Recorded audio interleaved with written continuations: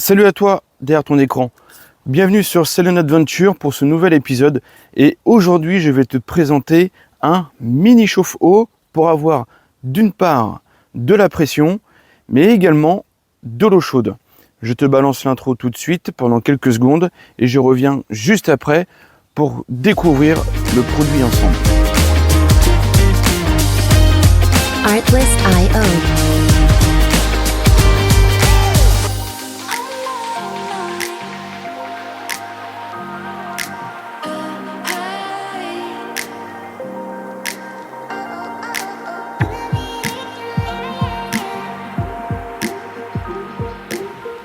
Music license. Alors, il s'agit du Compa Geyser. Je ne sais pas si tu en as entendu parler, mais je vais te le présenter tout de suite. Donc, je l'ai sorti de sa housse, mais normalement, il est livré dans sa housse avec des pochettes de rangement pour les accessoires qu'on va voir tout de suite ensemble. Voilà, le Compa Geyser, c'est tout simplement, comme je vous ai dit, une petite chaudière qui va vous permettre d'une part d'avoir de la pression en eau, mais également de l'eau chaude. Alors, il est tout à fait possible d'avoir de l'eau froide. Je vais vous montrer tout ça tout à l'heure. Donc, la présentation, c'est vrai qu'il est un petit peu imposant. Enfin, tout est relatif. Mais c'est vrai que quand on est dans un petit van où il n'y a pas beaucoup de rangement, et ben ça prend de la place. C'est vrai. Donc, juste au-dessus, vous pourrez régler donc la température en sachant que la température maximale qui peut être fournie, c'est 50 degrés, ce qui est énorme. Juste derrière, il y a un petit peu plus de choses à voir. Hop. Juste ici, c'est, comme vous le voyez, l'arrivée du gaz. Ici, ça va être pour l'alimentation en eau entre votre réserve d'eau et le Compa. Ce petit robinet vous servira par exemple à faire votre vaisselle et si vous voulez prendre votre douche, vous aurez tout simplement à brancher ce pommeau qui est fourni avec et que je vous montre tout à l'heure. Je continue. Ici, vous pourrez régler le débit en eau, maximum 2,5 litres minute. Ici, vous avez l'alimentation de votre appareil. Ici, l'alimentation de la pompe en eau qui sera dans votre réserve. Et ici, tout simplement, le bouton de marche et arrêt. Alors,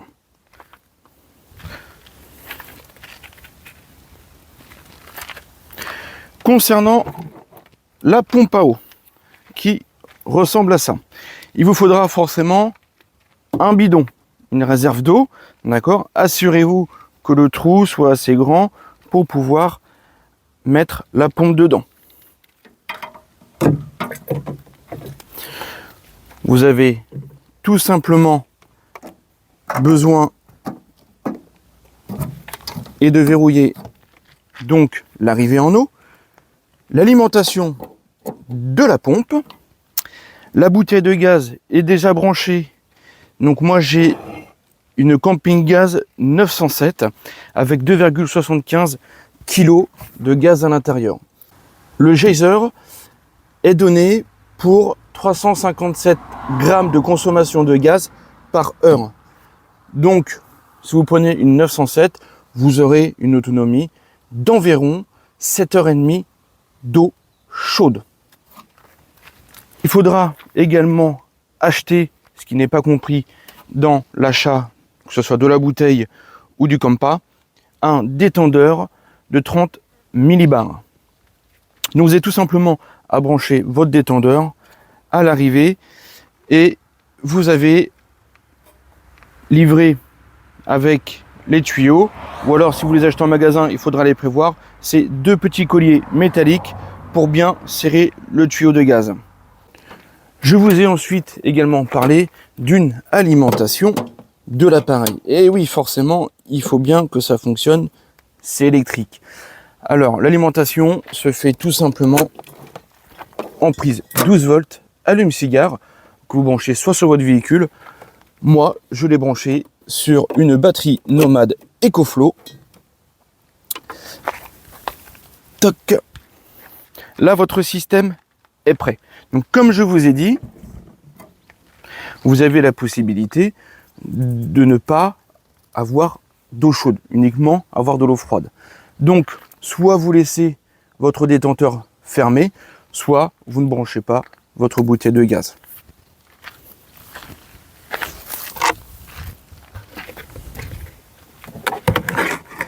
Donc, une fois que mon gaz est branché, que mon eau est branchée, que l'alimentation de la pompe en eau est branchée et que l'alimentation du Compa est branchée, il est opérationnel.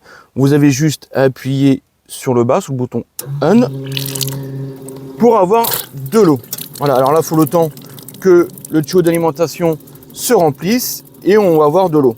Et je vous ai dit tout à l'heure que vous avez la possibilité d'augmenter la pression jusqu'à 2,5 litres minute.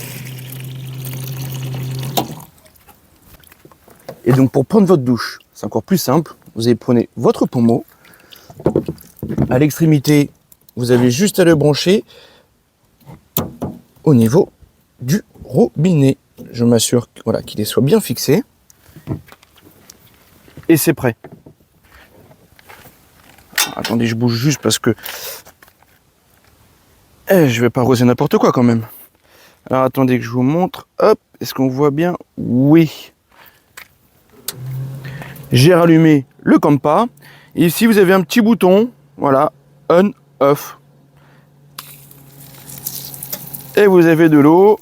Encore une fois, le débit est réglable. Donc ça, c'est bien. Hop, pour prendre notre douche, c'est top. Donc voilà la présentation du Compa Geyser. Pour les défauts, bon, il faut bien en trouver. Hein. Comme je vous ai dit, il est imposant. Il est imposant lui-même et il faut du matériel. Le Compa, la bouteille de gaz, la réserve d'eau, une batterie Nomad si vous n'avez rien, etc. Tout ça arrangé dans un petit espace peut faire beaucoup, peut prendre beaucoup de place. Mis à part ça, le petit point négatif aussi, forcément, dès qu'on arrête le système, c'est que l'eau qui est dans les tuyaux, il faut bien le vider. Hein, d'accord, il faut le vider, il faut le sécher, on ne peut pas le ranger tout de suite. Donc si vous voulez prendre votre douche en catastrophe, c'est pas possible. Hein, ça, il faut ensuite faire sécher. Il faut ensuite faire sécher ou attendre que l'eau soit bien vidée à l'intérieur.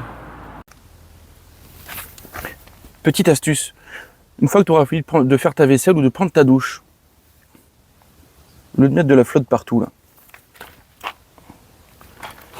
achète une bassine et tu mets ton pommeau et la pompe à eau dedans le temps que ça sèche. Voilà tout ce qu'il te faudra pour prendre ta douche ou faire ta vaisselle. Bon, la batterie Nomad, on a dit que c'était pas forcément nécessaire. Si tu as un système électrique dans ton camion avec panneau solaire, ça, tu peux oublier. Tu branches directement sur ton système électrique. La bouteille de gaz, c'est primordial. La réserve d'eau, bon, généralement, tout le monde en a une. Le Compa Geyser et donc la petite bassine. Alors, d'une part, comme je l'ai dit, pour mettre les tuyaux qui ont été pleins d'eau, qui ont été utilisés, ou également pour faire ta vaisselle dedans.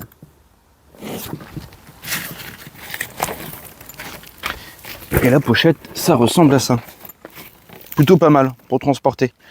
Voilà, c'est la fin de cette vidéo, de la présentation de ce fameux Compa Geyser.